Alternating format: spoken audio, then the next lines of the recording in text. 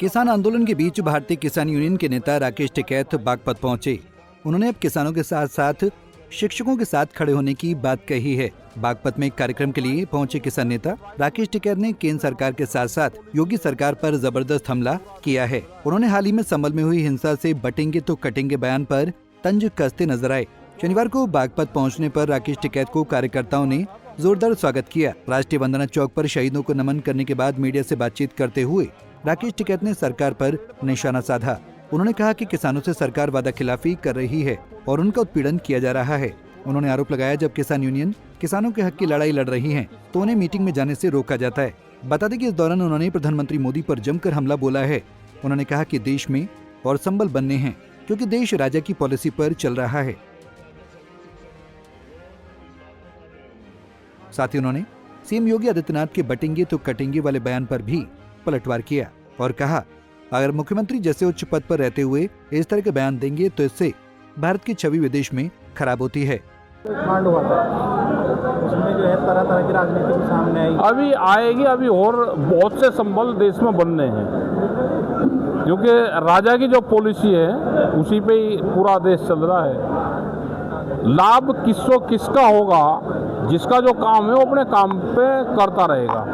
जिसका काम संभल जैसे हालात पैदा होंगे तो वो सब अपना अपने तरीके से अपने काम कर रहे हैं। हमारा इशू गांव, गरीब, आदिवासी, बेरोजगारी, ये हमारे इशू है, हम उस पर अपना काम कर रहे हैं।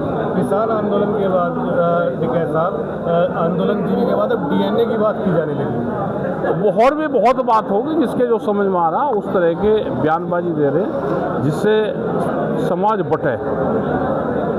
प्रदेश के मुख्यमंत्री कह रहे हैं भाई, अगर उस तरह के बयान एक उच्च पद पर रहते हुए जिनके सानिध्य में सब लोग हैं, अगर बड़े लोग इस तरह का वो करेंगे तो इसका असर बाहर के देशों में जो हमारे भारत से लोग रह रहे हैं उस पर पड़ेगा और इससे भारत की छवि खराब होती है। साथ ही राकेश टिकैत ने शिक्षकों के हक की लड़ाई लड़ने की बात भी कही। उन्होंने कहा, शिक्षा की विचारधारा है और उन्हें जगह जगह कठिनाइयों का सामना करना पड़ रहा है। अब किसान यूनियनों शिक्षकों के हक की भी लड़ाई लड़ेगी। तो एजुकेशन का ज्ञान दे, पर्यावरण पे ध्यान रखें, तो इन सब चीजों का, क्योंकि पर्यावरण का इशू भी हमारा इंटरनेशनल इशू है।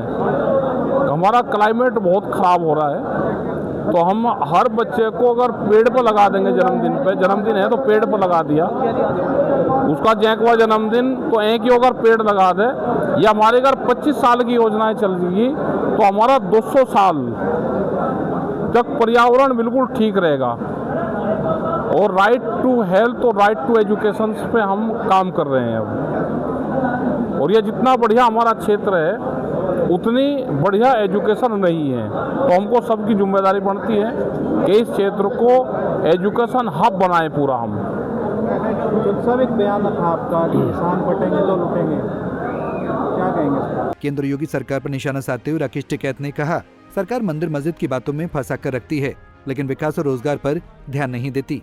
एनसीआर में 10 साल पुराने डीजल वाहनों पर प्रतिबंध लगाए जाने का मुद्दा उठाते हुए उन्होंने कहा, ये सीधा सीधा नुकसान आम जनता को हो रहा है।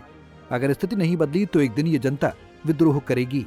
पंजाब केसरी टीवी के लिए बागपत से विवेक कौशिक की रिपोर्ट। हमसे जुड़े रहने के लिए हमारे YouTube चैनल को सब्सक्राइब करें और नई वीडियो की नोटिफिकेशन के लिए बेल आइकॉन को दबाएं।